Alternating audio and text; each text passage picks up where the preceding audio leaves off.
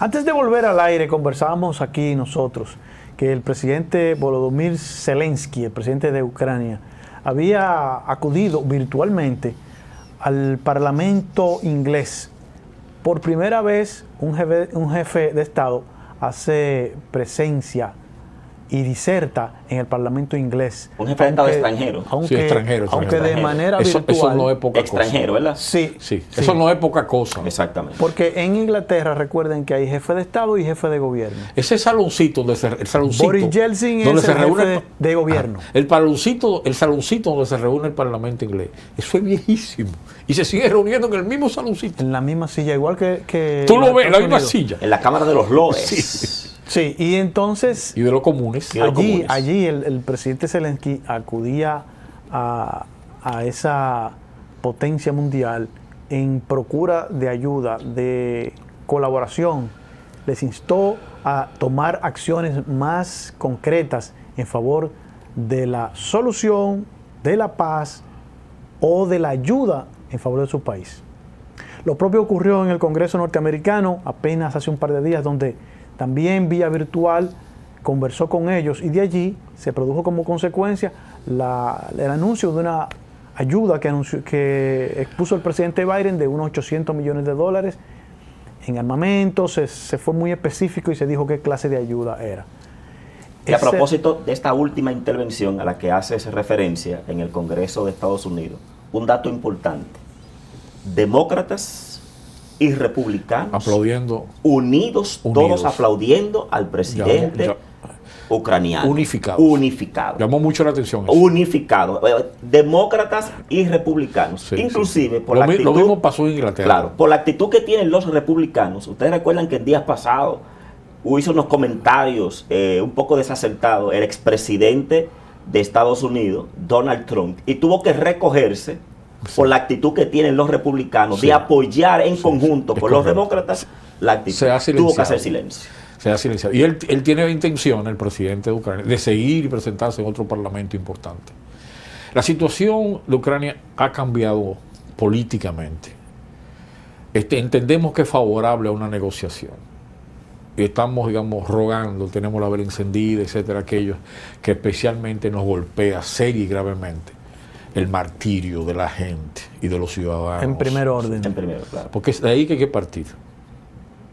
Hay personas justificando acciones de guerra y justificándolo en función de los Estados Unidos ha hecho con otros países. Yo no estoy de acuerdo con eso. A mí me parece eso una actitud inhumana, antiética y antihistórica, y que no va con el momento que debería vivir la humanidad, porque claro, la humanidad debe aprender, Andrés. Porque si no, como digo yo, vamos a justificar las cosas en que Caín mató a Abel. Si usted lo que está buscando es argumento, eso es lo más fácil. Puede irte a cualquier momento de la historia. Entonces resulta que el presidente de Rusia planteó 4 objetivos, y ya le dieron uno muy importante, que Ucrania no entre a la OTAN. Ya el presidente de Ucrania acaba de decir, esa no hay condiciones. Es la primera gran señal de un advenimiento para la paz. No hay condiciones porque la OTAN no está en eso. Tenemos que descartar esa posibilidad. Ya le dieron uno.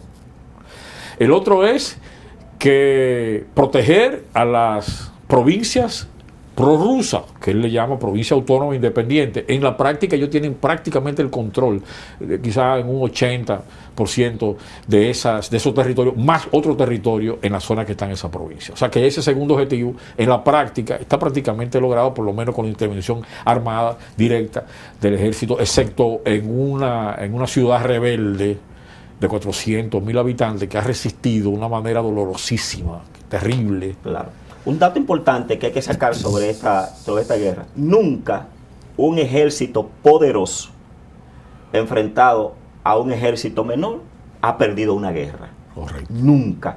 Es decir, no cabe la cabeza de nadie que Rusia perdería. Ahora, con lo que Rusia no contaba, es con la resistencia. Entonces la supuesta victoria del ejército napoleónico en Haití es pura teoría. Bueno. ¿Cómo? Al revés, ¿será? Sí, la supuesta victoria, la supuesta victoria de las fuerzas haitianas sobre el ejército napoleónico es pura teoría, y lo es. Sí, porque en realidad quien derrotó el ejército napoleónico fue la fiebre amarilla. La fiebre amarilla. Y Exactamente, esas exactamente. enfermedades Así. endémicas. Así es. Pero eso que dice Andrés Así. Ahora, con lo que es no- una sentencia histórica. Claro, con lo que no contaba Rusia era con la capacidad de Y resistencia excepto que han mostrado los ucranianos Claro. y que le extiende el tiempo con el que ellos quizás no contaban para esas acciones. Eso que dice Andrés corresponde tanto a la historia de los hechos, que cuando uno más pequeño derrotaron a uno grande, solo se dio en la lucha simbólica o real, o si tú quieres, leyenda, entre David y Goliat. Exactamente. Pero oigan cómo fue. Exactamente. Oigan cómo fue. Exacto. Es que en vez de los dos ejércitos enfrentarse, Cuerpo a cuerpo. en vez de los dos ejércitos enfrentarse, llegaron a un acuerdo para que cada uno sacara uno.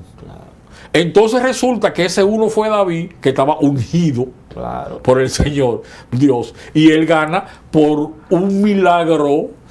Y por eso Que nunca hubo una lucha directa, no, y no hombre, había manera, enfrentamiento cuerpo a no había cuerpo, manera de fue ganar. Si la hay, se cumple. Si lo la que hay, dice, se hombre. cumple lo que dice Andrés, aún en la Biblia. Entonces, ¿qué resulta? Yo decía lo de las provincias autónomas, independientes por rusa, que están prácticamente bajo control ruso. Entonces, los otros objetivos eran, de objetivo delicado esta parte, cambiar el gobierno, en la práctica, cambiar el gobierno, bajo el eufemismo de quitar los nazis. Sí, desnazificación le llama él. Desnazificación. Porque Concepto. eso es peligrosísimo. Extraño de Eso es Putin. peligrosísimo porque tú le dices, este es nazi, Este es nazi, nazi. vamos Y a a entrarle, cualquiera nazi, que no vamos a tiene forma de entrarle, nazi, vamos a probarlo. entrarle. Y el hecho de desmilitarizar a Ucrania y crearlo como un espacio, ahora se dice, Rusia declaró oficialmente que es un semejante a Suecia y semejante a otros países que tienen una cierta neutralidad. Pero la verdad es que en la mesa de la discusión, que han estado muy activas, conjuntamente con el bombardeo, lamentablemente todavía, la pérdida de vida, destrucción civil, Ahora, que ha creado la siguiente situación. El presidente Biden dijo, Putin es un criminal de guerra. es una expresión Una expresión. Sí, lo que que viene pasa. de un jefe de Estado, nada más de la potencia más importante del Entonces es mundo. una cosa que hay que poner importancia. Y además se puso en marcha. Pero es una categoría jurídica que tiene un proceso para Sí, pero cumplirse. ya está sometido esa categoría jurídica en los parlamentos internacionales, europeos y mundiales que tienen que ver, que le dan persecuciones al crimen de lesa humanidad o crimen de guerra, y ya está sometido a expediente con relación a eso. Y hay un inspector en Ucrania, lo acabo de ver en una fílmica en el día de hoy, estudiando el caso para ver si tiene los créditos para someter un expediente formal de abordaje. Estamos hablando de cosas de envergadura, ¿eh? Sí. No es simplemente el tema. No siempre teoría, Sí, sino cosas como práctica. ni simplemente es una expresión. La vocera de la Casa Blanca dio una declaración extraordinaria. Señor, eso es lo que se llama un vocero de condiciones, una vocera en este caso. Cuando le preguntaron, ella dijo, eso salió del corazón de Biden, pero no ha sido formalizado por el Estado, por el gobierno de los Estados Unidos. Oigan, qué sutileza, ¿eh? O sea, esa es su interpretación en función del corazón. O sea, lo está reivindicando, pero falta la formalización del gobierno con relación si acusa abiertamente a Biden a Putin de ese caso. Ahora bien, Rusia no puede seguir bombardeando, señores, porque está perdiendo autoridad, está perdiendo vigencia, está perdiendo legitimidad y se está condenando en los hechos, ¿eh? Porque usted puede ganar una guerra y perder legitimidad. Claro, así es. Y aquello que yo había formulado aquí en una mirada de que si ellos insisten en hacer desaparecer ese gobierno, que solo es destruyendo prácticamente Kiev y la capital, ¿eh? No hay otra forma de hacerlo, destruyéndola literalmente, porque hay una resistencia real, firme y sólida, Así es. Dispuesta a todo. dispuesta a todo, a Correcto. morirse, ya, todo es morirse, Ya. no hay, más, no hay Eso es otra lo cosa. máximo. Entonces eso Rusia no se lo puede permitir, ¿eh? Kiev es una ciudad histórica, trascendente, incluso que tiene una historia también dentro de la propia historia de toda propia la región de Rusia. Rusia. Entonces, eso no, Rusia no puede, Rusia no mamaga, es igual que con la bombita, perdonen que le diga así, atómica. Es que nosotros no podemos jugar, jugando irresponsablemente el gobierno de Rusia. Entonces, ellos necesitan el acuerdo, y lo necesitan relativamente lo más rápido posible, ¿eh? Así es. Asegurando que lo que ellos van a intentar lograr estos objetivos. Lo cual esperamos que ese acuerdo de paz se dé lo más Rápido posible. Yo Desde creo que aquí la- nosotros por el nos ponemos bienestar en de eso. ambos, Nos por el bien ponemos de en todos. eso. Yo creo que la situación. clave es China. Si el gobierno de los Estados Unidos, el presidente Joe Biden, consigue involucrar a China y conseguir de China un compromiso de disuasión del presidente Putin, el conflicto puede llegar a su fin. Y sobre todo porque dicen los estadounidenses, ¿verdad?, que China tiene una relación directa y ejerce algún nivel de influencia con el presidente Putin. Por tanto, China podría ser el gran negociador en este momento. Sobre todo por el volumen comercial que tienen, esa gran relación que tienen, y hace unos pocos la días, importancia estratégica que representan también como ideológica en cierto modo, no solo de coincidencia. Son gobiernos autoritarios, claro. No son gobiernos democráticos, eso es fachada, son gobiernos autoritarios, como el mismo modelo en cualquier sentido, en la parte política.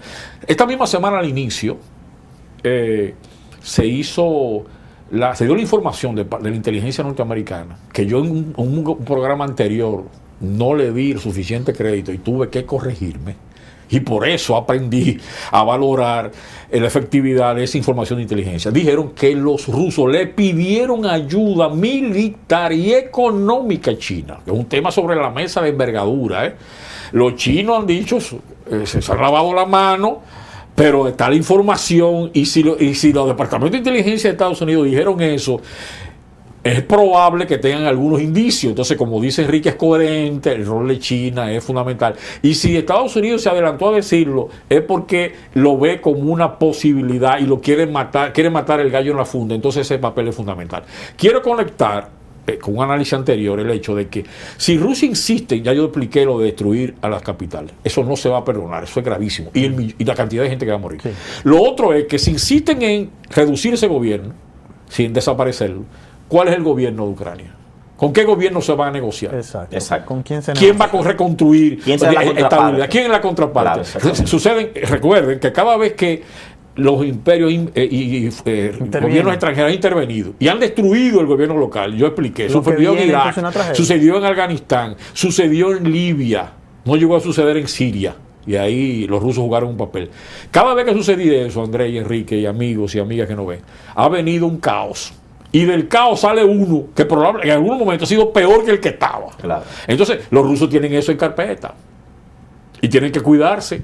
Y tienen que generar, porque están generando una crítica y una oposición muy fuerte en el mundo. En el mundo ahora mismo Rusia está conectada. No es solo el tema de las fuertes sanciones económicas. Es un tema político. El aspecto mediático, comunicacional y humanitario, Rusia lo está perdiendo. Porque además los escenarios diarios son terribles. Así es. Eso de que vamos a dar ese eufemismo, se oye muy bonito. Nuestros ataques van a ser quirúrgicos, de precisión precisa, solamente para atacar puestos militares. Eso no es verdad. Hay cientos. Yo dice que han atacado más de 3.000 centros de implicación militar de Ucrania. Pero entonces tienen casi la misma cantidad, en la práctica, miles de agresiones directas a la población civil. Así es. Hoy, por ejemplo, salió el reporte de que varias instalaciones que tenían, que eran almacenes de comida, fueron estratégicamente atacados. Eso se ha visto toda la historia, que el avituallamiento, la alimentación, quitar la alimentación a un pueblo es parte de la guerra. ¿Y ese alimento era para el ejército o para la población o para los dos? Para los dos. Eso es gravísimo, no se puede jugar. Estamos en el 2021, en el 2022. Señores, estamos en el 2022. Sí, ahora hay una cantidad de información. Ahora las cosas no se pueden ocultar. Con ese tipo de guerra solo se pierde, porque la primera batalla que se pierde es la de la opinión pública. Y la tiene totalmente perdida Vladimir Putin. Y usted no puede jugar con que lo que Estados Unidos no hizo, la responsabilidad de OTAN. No, usted invadió y ahora usted tiene que buscarle la vuelta, usted tiene que buscarle la solución. Y el mejor camino es un acuerdo. Que fue lo que debió suceder antes de la invasión. Pero ya se hizo. Y sobre todo, si tu razón es porque Ucrania quiere adherirse a la OTAN y Ucrania dice hoy, está descartado, el motivo de tu guerra ya no existe. Es un motivo fundamental. Que es lo que argumenta de que amenaza contra Rusia. Pero el anuncio hecho por el presidente Zelensky de que retira su petición de pertenecer a la OTAN, yo creo que es el inicio de un posible acuerdo que debe forzar ese acuerdo. De despedida, una de las cosas que más me han dolido es que he descubierto uno pro-ruso, dominicano y pro-Putin, incluyendo gente que yo nunca me imaginé, con los argumentos aquellos de que condenar a Estados Unidos.